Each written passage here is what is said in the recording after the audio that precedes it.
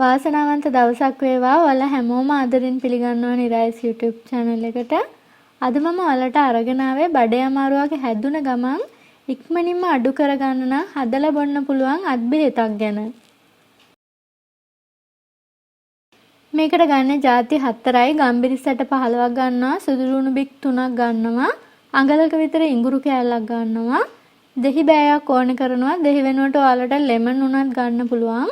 සුදු ලුණු ටික පොඩි කෑලි වලට කපා ගන්නවා. එතකොට වංගෙඩිය කොටා ගන්න ලේසි නිසා මේ ඔක්කොම දේවල් හොඳට සෝදලා තමයි අරගෙන ආවේ. ඉඟුරු කෑල්ලත් පොත්ත අයින් කරලා පොඩි කෑලි වලට කපා ගන්නවා.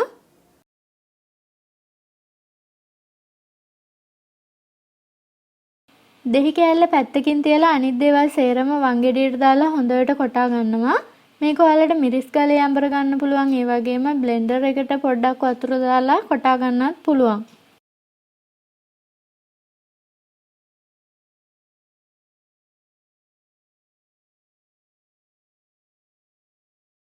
මේ තියෙන හීනි වෙන්න මම කොටාගත්තු මිශ්‍රණය මේක මම පොඩි බෝල් එකකට දා ගන්නවා. ඊට පස්සේ මම දෙහි බෑයෙන් ටිකක් මේකට මිරිකනවා. දෙහි තේ හැඳි එකමාරක් වගේ මිරික ගන්න.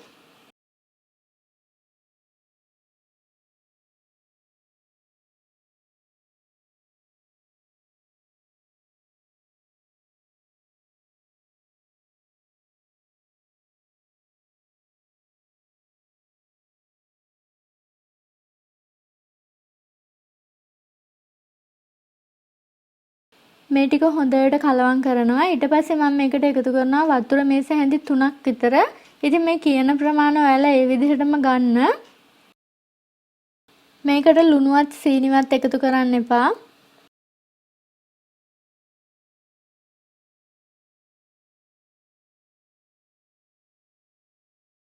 මේ ටික හොඳට කලවම් කරගත්තට පස්සේ ප්ලාස්ටික් පෙරණකින් තමයි පෙරන්නේ. මොකද දෙහි තියෙන නිසා. ඔයාලා ළඟ ප්ලාස්ටික් පෙරණයක් නැත්නම් පස්සේ දෙහි එකතු කරගන්න. ඔයාලා ළඟ තියෙන එකකින් පෙරා ගන්න. පිරිසිදු රෙදි කෑල්ලකට මේ ටික දාලා මිරික ගන්නත් පුළුවන් ඔයාලට. මේක හොඳට මතක තියාගන්න. මේ අත් බෙහෙත ටිකක් සැර නිසා අවුරුදු 5ට අඩු දරුවන්ට දෙන්න එපා. මට මතකයි පොඩි කාලේ අම්මා අපට මේක හදලා දෙනවා. ඉතින් මේ ළඟදි මට ඒක මතක් වුණේ මගේ යාළුවෙකුට බඩේ අමාරුවක් හැදුනා. ඒක හැදුන වෙලාවේදී මම මේක හදලා දුන්නා. එයාට එකපාරින්ම අඩු වුණා. මේක 100%ක් සාර්ථකයි. ආහාර අජීර්ණයක් නිසා ඇති වුණ බඩේ අමාරුවක් නම් ඉස්පිරිතාලේ යන්න තරම් අමාරු අවස්ථාවක වුණත් ඔයාලා මේක එකපාරක් හදලා බිව්වොත් ඒ වෙලාවෙම ඔයාලගේ බඩේ අමාරුව නවතිනවා. ඒක මම ඔයාලට අත්දැකීමෙන් කියන්නේ. තියෙන ස්වාභාවික දේවල් නිසා ඔයාලා බය වෙන්න එපා. අතුරු ආබාධ මුකුත් නැහැ.